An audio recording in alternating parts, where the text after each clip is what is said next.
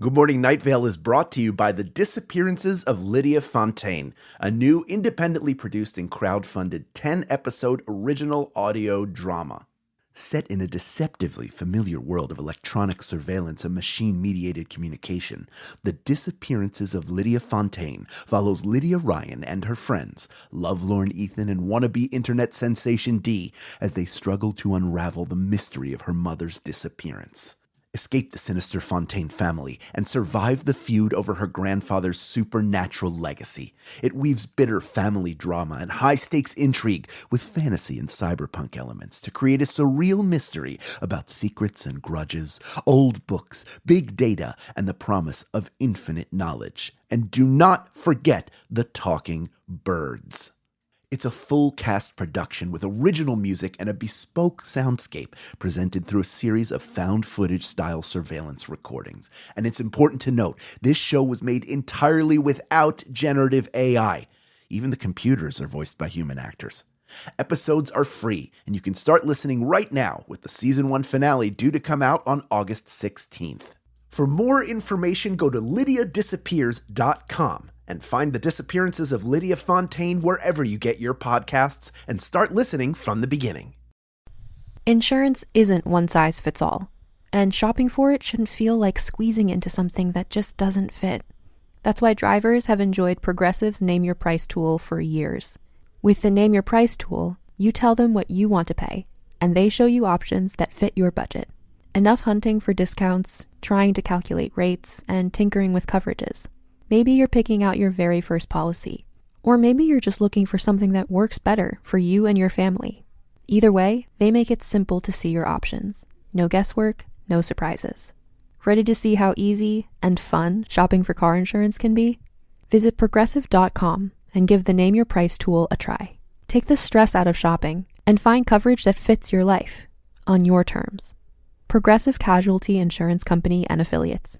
Price and coverage match limited by state law.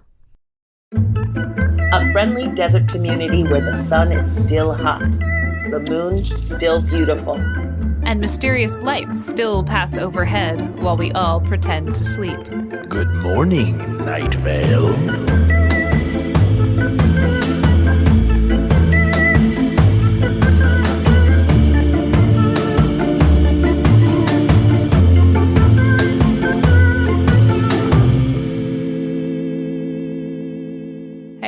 Good morning, Night Vale. My name is Meg Bashwiner, and it is snowing where I live right now. My name is Hal Lublin, and the world is on fire where I live right now. And I'm Symphony Sanders, and it was snowing earlier, but now it's raining because I live in Chicago. And we're here to talk to you about Welcome to Night Vale, because we're in Welcome to Night Vale, and we like to talk about it because we are our jobs, and we like it, and we like you. We so are our jobs. I agree. We are the job. We do the show. We talk about the show. I'm married to Joseph. I think you're the deepest in it of any of us. You're the most really deep in it, guys. I feel really deep in it sometimes. Sometimes I'm like, I have dug a hole full of Night Vale so deep that it is a mile deep and a foot wide, and I am staring up at a pinhole. You're like Donna Brasco. You can't get out. It's like almost taken over. You don't know where or Donatella Versace. Yeah, you don't like Donatella Versace. You don't know where you end and Versace begins. Yes. Yeah. Yeah. Sure. It's like I am the Donatella Versace of weird fiction podcasting. Own it. Hey. It's pretty good. And you know what? Your hair is also as straight and beautiful. Sometimes it is. Yeah. Sometimes due to the help of a straightener made by the lovely people at Chi. Anyway, episode description. It's been 1 year since the first episode. 1 year since strange things began underneath Lane 5 at the Desert Flower Bowling Alley and Arcade Fun Complex. 1 year since the arrival of Night Vale's most beautiful person, Carlos. It's been 1 year. Can you believe that we got there in 6 months? We're so efficient. Yeah. We're more efficient than Night Vale, obviously. But yes, you know what, you guys, from the beginning, from the open, there's so many parallels, so many things that they talk about in this episode that they talk about in the first episode. Even the opening is exactly the same thing, and we're saying, and it's still this way, and it's still this way. We talk about angels and the hierarchy or whatever, if they are real at all, which they aren't, and the dog park, which we should never talk about again, and, you know, the airliner that lands in that ladies' hallway, and it landed in the school before, and Carlos, and the NRA, and the Apache Tracker, which used to be the Indian Tracker, but is now the Apache Tracker again, and the city below, and all those things. And what have we learned? Yeah, that's kind of the big question, and it's such a the whole episode to me is such a fun celebration of a year of doing the show, in that it kind of honors and highlights some of the things that have happened while still moving. Oh, hold on a second, I gotta stop the presses. Did I just see? I know this is a podcast, nobody else can see, but I have the video feed up, and while I was speaking, Miss Symphony Sanders, Sim if you're nasty, took a big swig of Essentia. Is that Essentia water? The official water of Hal Lublin?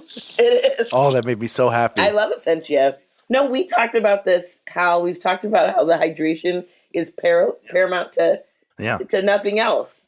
I mean, it goes, for me, it's Essentia, then Fiji, and then Smart Water. That's where I am in the hierarchies. Where's Voss in there? I am not drinking a Voss because I'm always afraid that they cost money.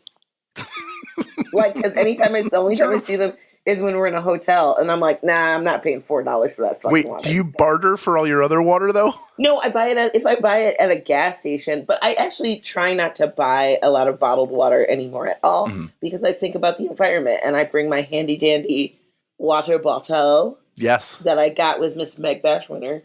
At Target. At a Target boutique. Yeah, that was a nice trip to Target that day. We really hit it hard. Yeah, it was good. And that's what we do on tour. We go to fucking Target. Target, motherfuckers. We're like, you know what I need to do? Target run. Target run, baby. Nothing makes you feel more like a normal person. Everyone gets so excited when I'm like, hey, guys, you guys want to take the van and go to Target? Seriously, you're the best tour mom. When you're like, I know, we have a little bit of time this afternoon. Does anyone need to go to a Target run? And people are like feral for it. You're like, oh, my God, I need some vitamins and some dry shampoo and bobby pins. Some more, bobby pins. Clean underwear. Toothpaste. Oh, girl. Because sometimes you're like, I'm 3 days away from a washer, and I have been going commando for the last 2. So that's not me personally, because all of my underwear are made of like an inch worth of fabric. What? Yeah. Buying underwear when you're on tour feels kind of like a superpower. You're like, I just extended my life by 5 days. You get 5+, 5 up.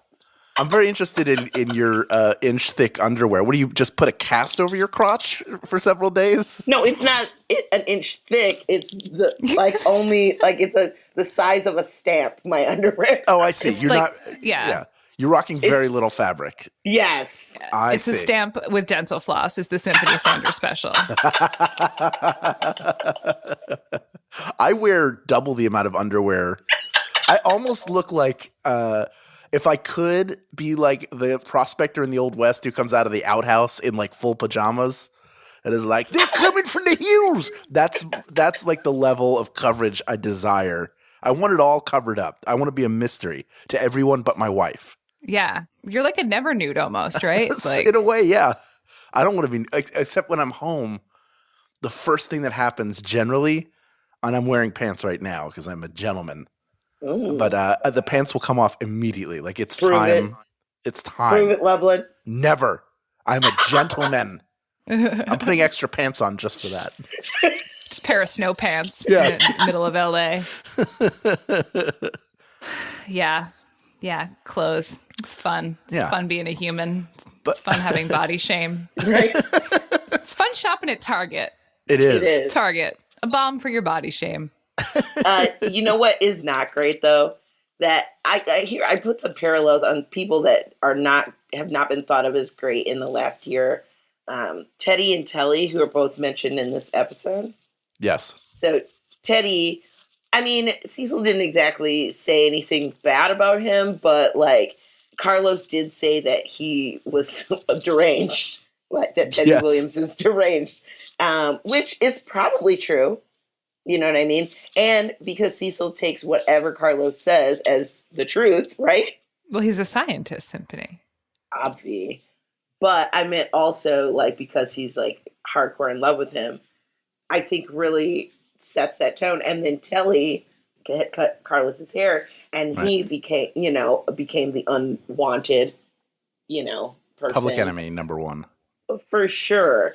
Yeah. And so both of them, I just thought it was funny that they, like Telly and Teddy, that's not really that far apart. And the tracker. Oh, I didn't even think about that. I just put the parallels at, wow. This is the tracker's episode, It is. Oh, yeah. And we go back to the idea of, like, he's, like, really crappy, right? Like, he's, like, a jerk, and, like, he's basically appropriating, which, I find this interesting because this came out well before people started getting mad at all those Coachella girls. Wait, what is the Coachella thing? They dress up in Native American, like indigenous people? Yes, and just generally for Halloween. Sorry, guys. Indian princess is not, like, a great costume. It isn't a costume, it's a person. So stop it with that shit. It's a culture, not a costume. Yes. I love gems and bedazzling and jewels on my face just as much as anybody else. But you can do it in a way that makes you look like an alien rather than, messing with someone's culture. Yeah, the alien culture is fine to appropriate for now. Until we find maybe otherwise. In 200 years when there's aliens, it's going to be like, whoa, that's fucked up. So you were appropriating alien culture. Yeah. But for now, until we meet those fuckers. When was Rachel Dolezal? When did that story break? Oh, this was after this, right? That was like 2 years ago. Okay. No, I feel like that was longer ago than that. Going to Dr. Google. Oh, now I have to put her name into Google. Yeah. Do you really want this in your search history? I don't think it was as far back as this episode, no? She was born in 1977. But another thing I love about this episode is the framing device that while all these highly dramatic things are happening around the bowling and arcade family fun complex, is it's Jeremy Gottfried's birthday. I know. And his birthday just sort of gets swept in. And I never had a bowling alley birthday as a kid. And I always thought that was a very cool birthday party to have. Well, when you're 50, though. You know what? I threw Jennifer a 30th birthday party at a bowling alley. We were just starting to date, and it felt like this is a way to get all of our friends together in one place, have a fun activity around it. Yeah. And the people who want to drink can drink, and everybody who else wants to eat nachos can eat Exactly. nachos. So, yes, if you're turning 50, you go have a bowling alley party. Wait, but look. I'm saying if you like bowling, but like that could be acceptable. If you're like on a league or something, of course, that's a great birthday party. But like, I don't know if that's for everyone.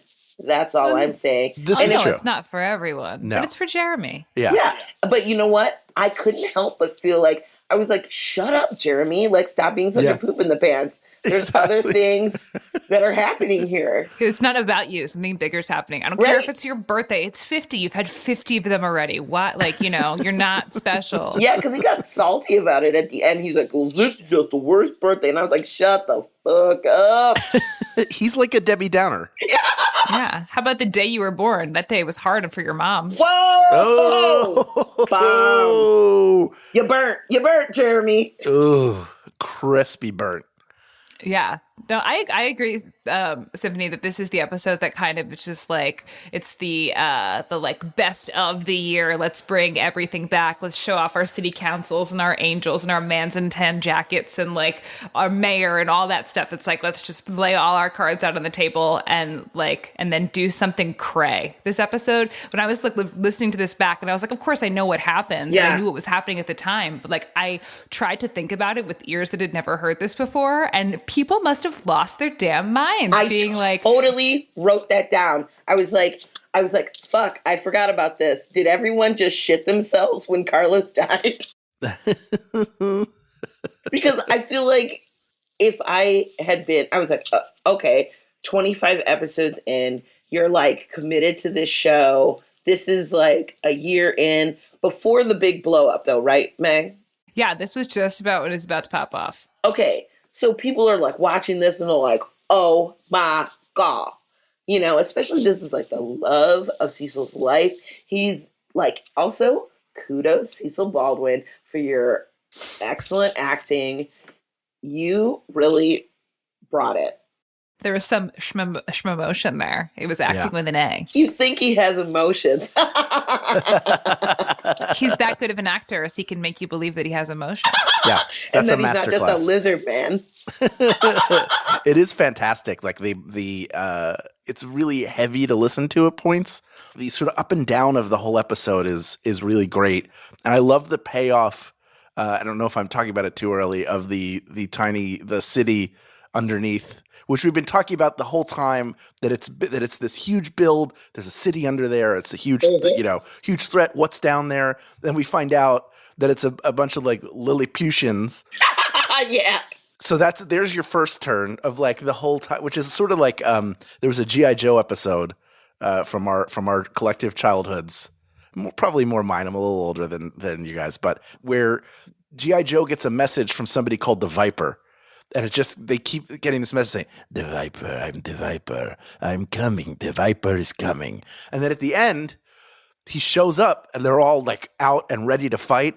And it's an old guy with a bucket. He's like, "I am the Viper. I wipe the windows."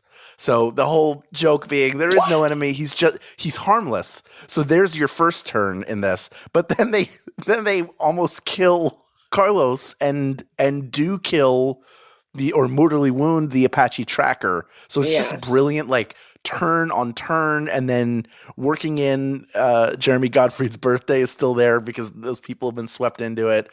I just love the overall flow of this episode is a really just like a strong and smart kind of journey through the work that they've been doing for a year.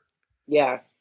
Yeah, and the choice to cut to the public service announcement after Carlos is dead, as opposed to cutting to the weather, I think was an interesting choice, because it's a more in-world shift as opposed to the jarring out-of-world shift that comes with the weather coming in. So yeah, the choice to put Cecil's voice right next to Cecil's voice of the like him distraught versus him from before that, before any of that distraught thing ever happened, doing a pre-record about existence and science. And anybody else think that the sounds behind, like the stuff that was like supporting Cecil's voice on the pre-recorded thing, it made me instantly go to like a training video, or I thought of like like it'd be like such and such industries, blah blah blah blah blah, and it's like it had that weird white noise sound over it. I just thought that was brilliant as well, because it really did, like you said, Meg, it just like pulled you out of that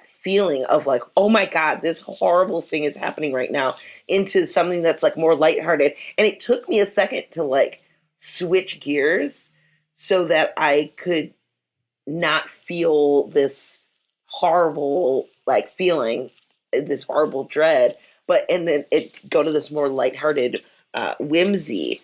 Did it also Symphony for you compound that heaviness though? Because he obviously, like you would imagine when you're in a radio station, when you play a promo or you play a pre-recorded bit, you can still hear it in the headphones. Yeah. So he's going away from this emotional moment because he's lost the love of his life before they've really gotten off the ground, this scientist. And then the pre-recorded, the PSA is about science. It's just another reminder of a happier time. You don't know exactly when it was recorded, but it's, it would be like your pet bird passes away, and then the PSA is Symphony's all bird pet songs. Bird passes away. She would love that. I'd be like, "See you in hell, Mr. Mephistopheles."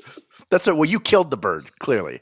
Yeah, it's such a stark reminder of it's like he's not the person that he was when he recorded that like there's this huge seismic shift in who he is as a person because he's lost something that was the potential to be the love of his life. And he's the line that guts me is like, I'm still holding this trophy, because it's like, again, like I'm still wearing the clothes and holding the props of the man who is someone who I'm not anymore in a second. That was that change in a split second.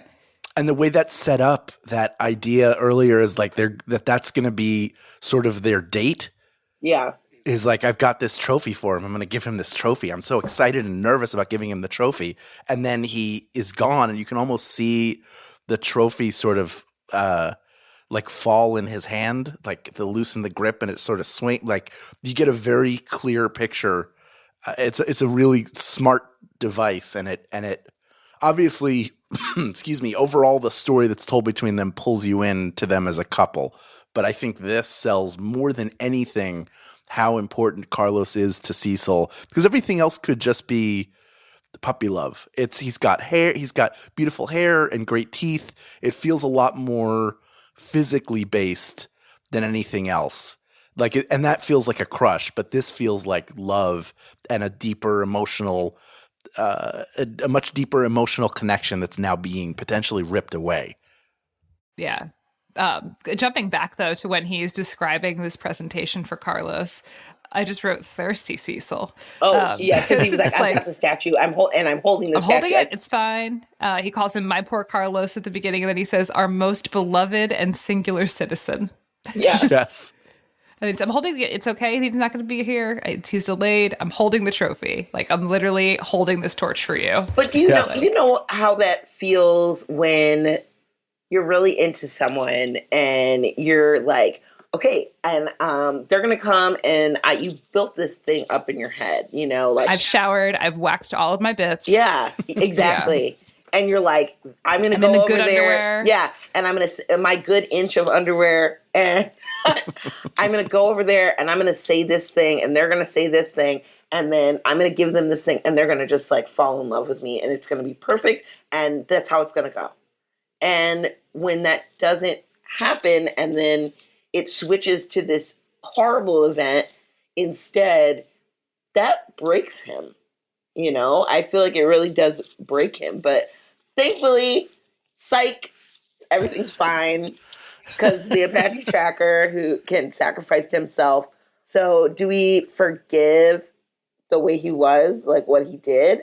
I mean, does Cecil? I don't think we forgive. I think you can hold those two things separately. I think a lot about what the Apache Tracker is holding two things separately about a person. So he's a racist shithead, but also he sacrificed himself for another human being, and those two things can live inside of a person. It's possible to be someone who holds really negative beliefs that are very averse to yours while still being a person who is a person who cares about other people. And right. It's sometimes hard for it to scan at all, because it's how could you be saying and doing things that are negative towards other people while at the same time doing something that is so positive for another person, sacrificing your life for them. It's hard to kind of scan, but I think the point is that those two things can exist in someone.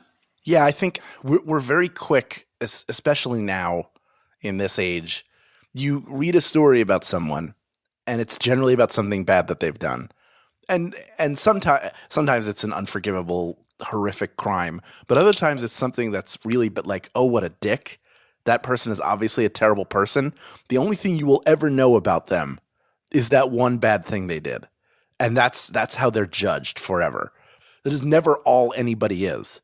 So this is a good reminder in this episode that people do have dimension, and there can be things on which we vehemently disagree, but still ultimately be able to sit and talk or coexist in some way in a lot of cases. Yeah, and that it doesn't make it okay. It doesn't make it okay that he's a racist, but it's still something that can be admired, that he is sacrificing himself for something else. Look at O.J. Simpson. O.J. Simpson was really good at football. I mean, he murdered two people in really horrible cold blood. Right. But doesn't make him a better or worse football player. Doesn't. I'm not going to forgive him for murdering people. And I don't but it's possible to be great in some aspects of your life and then decayed and horrible in others. It's part of sometimes one of the biggest facets of humanity is that not everything is all on the level. Right. Well, that makes me think about the NRA, guys. Nah, they're all shitbags. Here's the thing, though. Here's the thing. Yes. Now, Dana Loesch, she can go eat it. But, I'm talking about before all that. When did the NRA turn into this? This organization where they're just being terrible. Didn't they used to just be oh, hey, we're about educating people about gun safety and stuff like that? How did that change? And Why are they like, oh, guns don't kill? Like, come on, man. I'd like to ring in with the answer: late capitalism. Thank you. Yeah, I mean, look, I think that as an organization, that there are people there who were probably, for a lot of the sensible gun control, that people like me who are vehemently anti-gun would advocate for, that they would agree. Like, hey, I'm a member of the NRA, but I also think you have to be educated and responsible, and there need to be, like, you know, laws and stuff. Yeah. Like stricter laws. But there is another side that is wingnut and crazy and rallies to the base, and that is the voice that is dominant right now. So that doesn't even allow a conversation to happen. And that is the worst part of all of it. It's immediate defense of like, oh well, they're going to try to make this about taking away guns. And, well, I mean, how do you even allow a conversation when that happens? Yeah. Yeah, there's no room for debate. I mean, I'm on the side of there should be no guns for anyone. Take the cops' guns away first. But that's my position. It's not to say that I'm on the far left there. That's because in an ideal world, we get somewhere in the middle. And if I don't stand on the far left, we're not going to get to the middle, right? Like if I start in the middle and then I've got the people on the far right, I'm going to end up in the mid-right. Right. Well, I just feel like it's unfortunate because I feel like you could get more people if you were willing to give a little bit, you know, or not get more people, but just like, I just don't understand why people don't want to have human decency. Like, we see there's a problem, we should try and fix the problem instead of just being like, no, not us. Because when you feel attacked or accused, your first instinct is often to be defensive. Even That's if, like, not mine because I'm a yogi. Well, you're a very special person. But I know for me, there are times where I've been called out for something like, hey, you said something that was offensive even though you didn't mean it. And I had to stop because my first thing was, well, I didn't mean to offend anybody, blah, blah, blah. Instead, I stopped, listened, and tried to go, okay, well, what are they feeling? And let me check my point of view and see what they're saying and go, you know what? You have a valid point. Even if I didn't agree 100% on it, it really doesn't matter what I think. It matters how it was taken. So, you know, this allow me to apologize and, you know, I mean, it wasn't anything. You're a scholar and terrible. A goddamn gentleman, Al Lublin. But yeah. Everybody should do that. But it's very hard to overcome that instinct of defense. Like, oh, wait, I'm a good person. You didn't understand. And it's not fair that when you feel attacked, you don't go, well, let's sit down and talk about it. You go, stop attacking me. Screw you, eat my farts. Yes, exactly. You're like, well, I'm not your problem. Well, in this specific instance, I am your problem because I offended you. And so maybe I'm not as offensive as our president himself, but I did something that you found offensive. And I think there's room for conversation there and listening. And it hurts a little bit when your world's about to shift. It's, you know, like when you're about to open up a little bit. You want to resist it because you're like, wait, the whole way I've been doing things was wrong. Shit. You think about the wake you left behind you. I feel the same way about like all the big energy, like oil, coal, all that stuff too. Because I'm like, yo, if you were on the cusp of the other energy, like the clean energy options, you could still make that money, son. You know what I mean? If it's all about money, if your problem is like you want a profit or whatever, it's like be on that side. Be like, okay, we're gonna phase this out, but we're getting into this business because then it's gonna like you'll still make the money, and then you could be in the business of like making things not so bad. But when you fight it and you're like sticking to it like an old crotchety son of a bitch, you know, it makes it tougher for everybody to live a just decent life. And like it's unfortunate that we're at this time when I'm so young and vibrant. Yeah. Well, speaking of that, I don't want to undermine the work that a lot of young people in this country and older people in this country have done over the past couple of years to continue to bring this to the forefront and continue to make sure that we are doing our best to elect people who really give a shit about these issues and creating change and working their ass off to not be silenced on this issue and not get pushed into the margins about it. So it's terrible, but I have to, like, I'm still going to go on the side of hope, and I'm still going to, put my money on those kids that they give a shit. I agree with you on that wholeheartedly. And actually that hope made me think about this quote that really jumped out to me, that I thought really described the whole of Night Vale and like where we are. When they said, but we've jumped to that conclusion and will defend it against all naysayers violently and without mercy. Our truths may or may not be true, but they are ours, and we stand by them. Even as experts and skeptics hold aloft clipboards and intone to us about snow and mountains. Night Vale, for all its failings, all the things that are wrong with it, whatever, everybody's like, nope, we're sticking with it. It's like anybody can talk about, I can talk about my family, but you can't talk about my family, Right. You defend your town, you defend what's close to you more than anybody else, even if they tell you that you're wrong. So I see all of those things, but I would just ask everyone to be a little bit more compassionate. Don't cost nothing. Empathy is free. It's the last thing that's free in this late capitalist society. And on that note, we have a Patreon.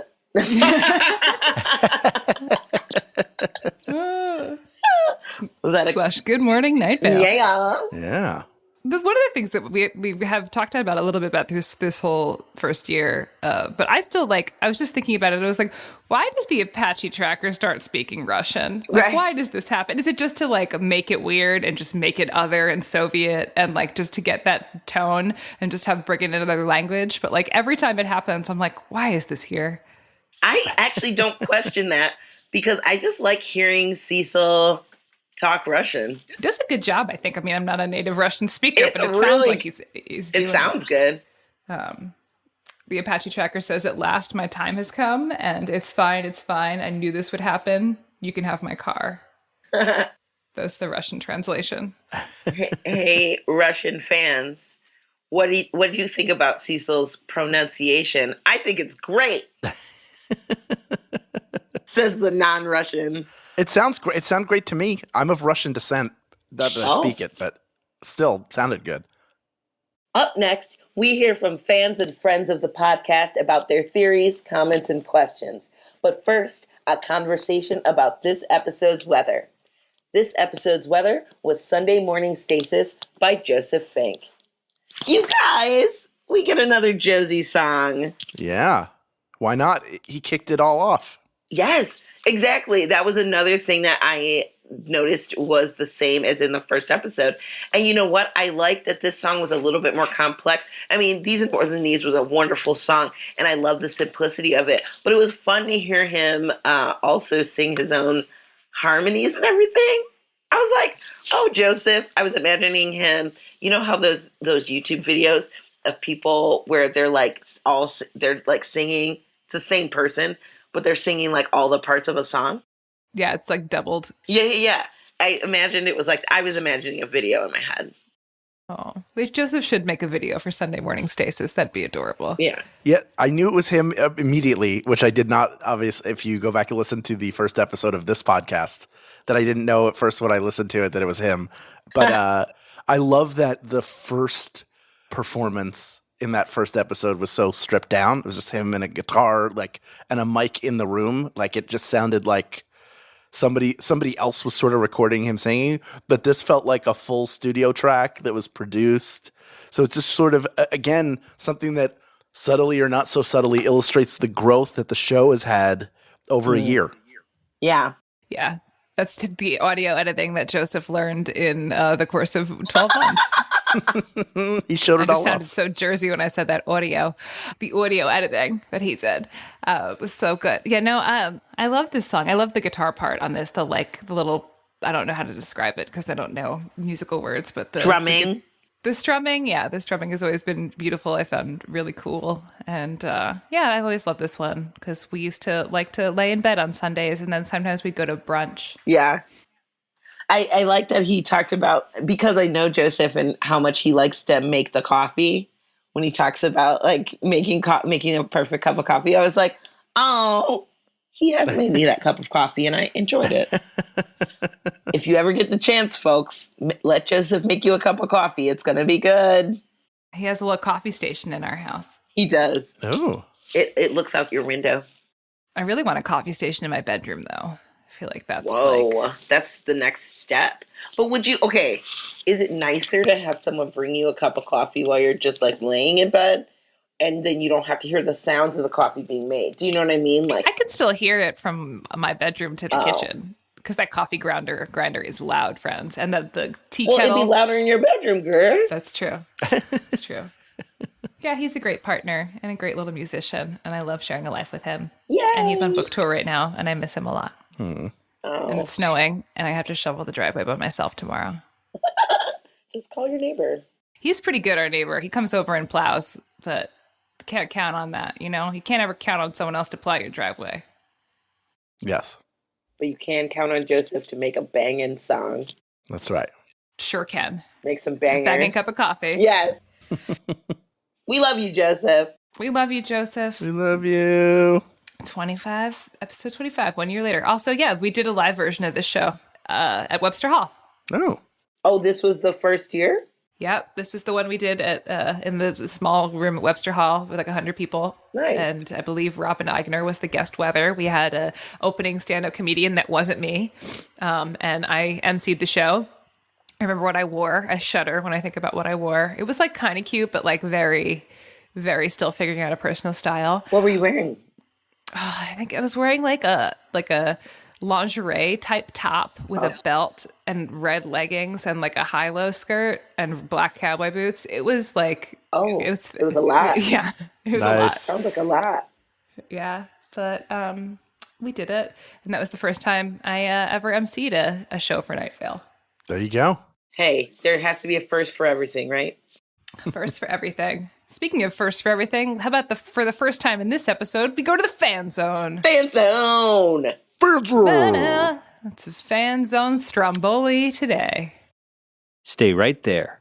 Good Morning Night Vale will return after a brief break.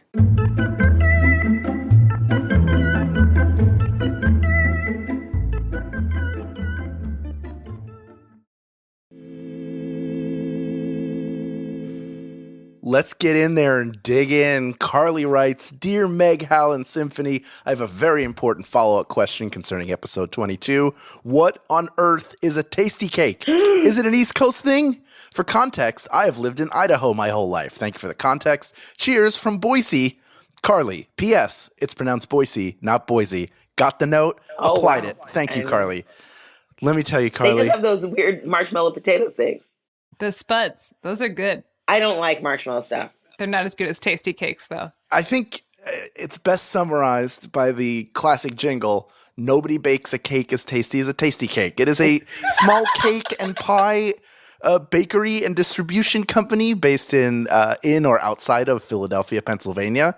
They make their signature piece is the butterscotch crimpet, which is a spongy cake soaked in butterscotch with a butterscotch icing on it that is in the shape of like a ribbed brick.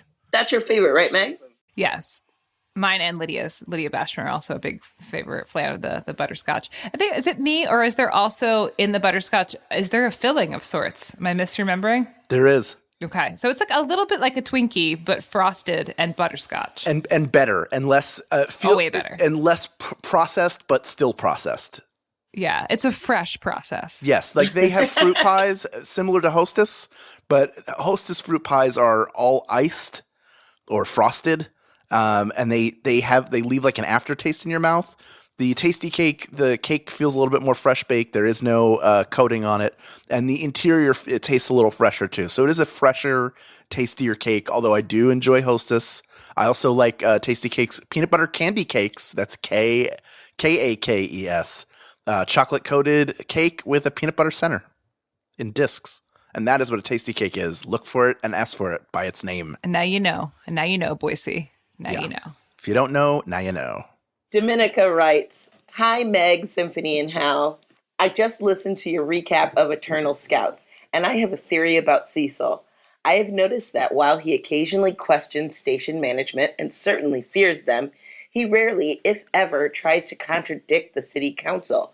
Thus, his conservative for Night Vale politics. But I think this conservatism actually makes sense for his character. As a member, maybe even a leading member, of Night Vale's media, Cecil is the propaganda machine as much as a victim of it. So it makes sense to me that he'd toe the city council line. He's basically brainwashed by them and certainly more than a little gullible. Thanks so much for reading this, Dominica. Yo, I can't disagree with that, but I don't think Cecil's dumb. So yes, I think he knows a little, but like he's willing to just like forego the idea of his autonomy from the ruling class.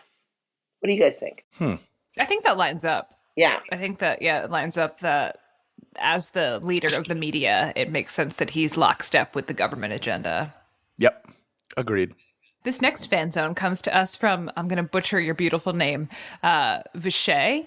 Vichia? Vichay. I don't know. It's beautiful, and you're writing me to correct something that I got wrong. So please write back and correct the pronunciation of your name.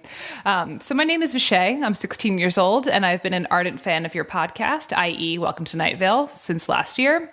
I know this might be a little late, as I've been slow catching up on my Good Morning Night Vale episodes, but as a Cambodian, born and raised in Cambodia, I felt the need to correct Meg's saying of snai bang, being slang for love you. It's just love you. It's not slang. Also, the word bang is a term used to refer to a man dearly. It's also used for someone older. So basically, snai bang means love you, the man of my affection. Anyway, keep doing what you're doing. I love you.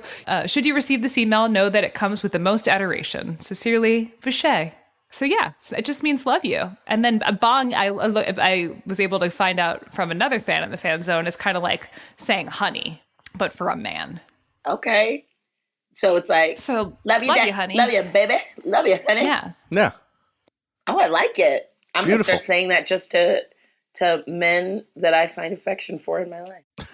And to your bong. And my bong. I'm renaming my bong Snai Bong. Snai Bong. Oh, thank you. Well, thank you, Symphony. Brent writes, Carlos and Cecil become one of the most lovely and inspiring couples in fiction. But for quite a while, it seems like Cecil obsesses about someone who isn't interested, or at least we're given no reason to think Carlos is attracted to Cecil in the first 24 episodes or so. I've often wondered if Carlos listens to Cecil's show and how he feels about it. Does he think it's creepy and inappropriate the way the near stranger Cecil talks about him? I would.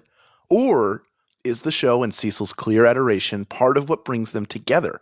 Perhaps Carlos only knows the show exists and wonders why everyone in town is always asking him how things are going with their local radio host. I wish we had Carlos's perspective on this period in their lives. I actually agree. I think it'd be a really fun monologue for a future monologue at some point to have Carlos talk about how he fell in love with Cecil. Yeah, I also agree because Cecil feels like he's coming on pretty strong, particularly in this episode. He comes on the strongest, but we're then like given the reprieve of it, and we see that there is another side to it, that there is like that Carlos has this near-death experience, and the first thing he wants to do is go be with Cecil. Right. So it's like we're given that like break of is this just one-sided, or like today's the day we crash into the shore of their relationship. And they have had contact before. They've at least had discussions where they've needed to interact. So it's not, I think there's more than a passing awareness of who Cecil is. Well, and Carlos on a number of occasions has, even though it has been for business reasons, like called in to Cecil. And if he listened and thought any of it was inappropriate, he would have never called him back, don't you think? Yeah. Yeah. Maybe not. Who knows why people do what they do. True. Which takes us to our next one. Symphony, go for it. Dominique. Wait, you're just giving me all the. I thought it was interesting. We had Dominica and Dominique in one. Yeah. So Dominique, that makes me think of that French song. Dominique, anyway. Hi there, Meg, Symphony and Hal. First of all, I love all your voices. Thank you. Beautiful. Next, Do you think that Cecil made this scenario up? I mean, the ending part. I believe that 1 year later episode is the start of Cecil's made up relationship with Carlos. Whoa. I mean, love Celios, but Cecilos. Is that the way you say it? Sure. Cecilos, whatever. Cecilos. But don't you think this sounds pretty made up? How would Carlos survive that attack? Cecil said, and I quote, attacked by projectiles and explosives. I'm sorry, I said. I did a double take. What? Then Carlos isn't dead. And I was like, what? Then what if he is, though? Also, oh, I see. What if he is, though? What if he is dead? Also, how did Cecil remember the man in the tan jacket? So what is your opinion on this? My opinion on 1 year later is love it, but Carlos is dead, son. Please say that word for the word on the podcast. If you read this on the podcast, please also fuck the Apache Tracker. Thanks. I love you guys. With love and confusion, Dominique. Fuck the Apache Tracker. I'll hang up and listen to your comments. But yeah, I'm like, whoa, this is an interesting theory. Like, then the rest of it is just like Cecil's fantasy world. Well, okay, I guess I could totally see that. However, I do think, the Apache Tracker sacrificed themselves. So where else would he have gone? You know what I mean? That could have been Cecil's fantasy. And then for the remaining 113 episodes that have happened since then, he's actually been dead and Cecil's just making all this shit up in his head. But I usually go with the most obvious. And I think that, yeah, maybe he did sacrifice, especially whatever turned him to be like Russian talking. Why can't he have some sort of magic? It's Night Vale. They can do whatever. So I'm going to stay with the Apache Tracker saved him with his magics the one time, and then he lost it, and all the pain and all this stuff transferred over to the Apache Tracker, and that's how he died. Yeah, I hope that helps Dominique pull their suspenders of disbelief right back on. Keep those pants up. But I do like that you said Carlos is dead, son, and fuck the Apache Tracker. You're the bomb, Dominique, and we love you. All right. This comes from Katie. Katie writes, just wanted to say that I hope your love-hate relationship with Arby's is mostly a loving one because they owe you a lot of my personal business in their establishment. Actually, I didn't like Arby's until after I started listening to Welcome to Night Vale nearly 3 years ago, and now I am willing to eat there way more often, and my friends and I always go whenever we're on our way to a live show. Still looking forward to seeing you in Texas, by the way. Feel free to come closer to Oklahoma if you can. I would love to. I'd love to do OKC again, and I'd love to do Tulsa. Maybe one day. We'll see. We'll hang on for you. Anyway, I probably spent who knows how much of my hard-earned paycheck on Arby's salted caramel cookies. Ooh. They are $1 of melted gooey deliciousness, and I find myself craving one every time a new episode of Welcome to Night Vale comes out. I guess in a way, those cookies are something I affiliate with Welcome to Night Vale, and at this point, it's just what Night Vale tastes like to me, if that makes sense. I don't know if this would be a fun thing for you to talk about one day, but I guess I'll just ask, what does Night Vale taste like for you? For me, it's definitely got to be those salted caramel cookies from Arby's. God knows I've eaten enough of them to feed a small army over the course of the last few years. Thanks for the show. You guys rock. Love, Katie. So yeah, Katie, thank you for supporting Arby's and for supporting our show. What Night Vale tastes like for me is probably a chocolate chip Cliff Bar, because that seems to be a lot of what we ate on the first tour we did. I actually really love Arby's, and I will eat a roast beef junior any day of the week with horsey sauce and the regular barbecue sauce, and their curly fries are the bomb. So I am down with just eating Arby's. I love Arby's. I love their sandwiches. Not a huge fan of their fries. I think their fries are kind of garbage. I know that might be unpopular, but I'm going to say it in a high voice to try and get away with it. Their curly fries are good, though. They're fine. I don't know. I'd rather have other fries in my life. But if we're going by stuff we eat, then Night Vale to me tastes like dried mango. Because when there's dried mango backstage, I'm like, I'll just have one. I always think of it like, all right, there are like 6 of us here. I should only have a little bit. I should do like only like my share, and then by the end of it, I'm like hidden in one of the dressing rooms, just eating that fruit leather like a motherfucker, and I love it, and I'll never apologize, never. And it loves you back, Hallie. It loves you back. It does.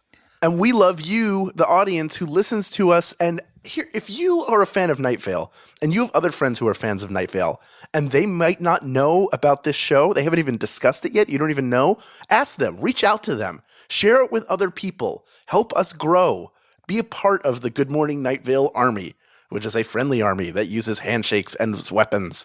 Next week, we are going to be covering episode 26, Faceless Old Woman, and we're going to be talking with the Faceless Old Woman, Mara Wilson. That is coming up next week. But until then, good morning, Night Vale. Good morning.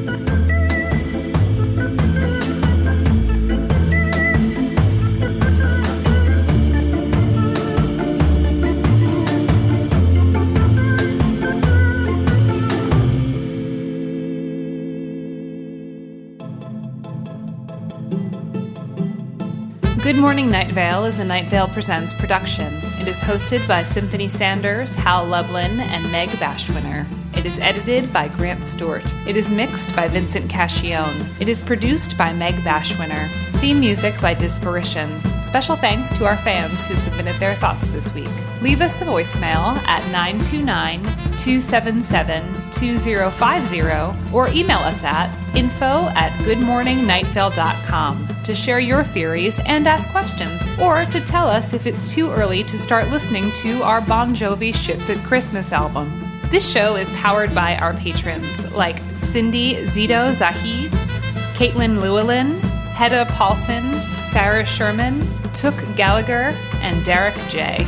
If you are interested in supporting this show in exchange for lots of fun, exclusive, insider, hyper cool kid content, check us out at patreon.com/goodmorningnightVale. For more information on this show, go to goodmorningnightVale.com and follow us on Facebook and on Twitter at Night Vale Chat. Special thanks to Christy Gressman, Jeffrey Craner, Joseph Fink, and Adam Cecil. Today's adverb is truthfully. Truthfully, we will never know the truth. We can only get closer to the truth, and we can get closer to that truth by reading the Wikipedia page for blue whales while on our lunch breaks.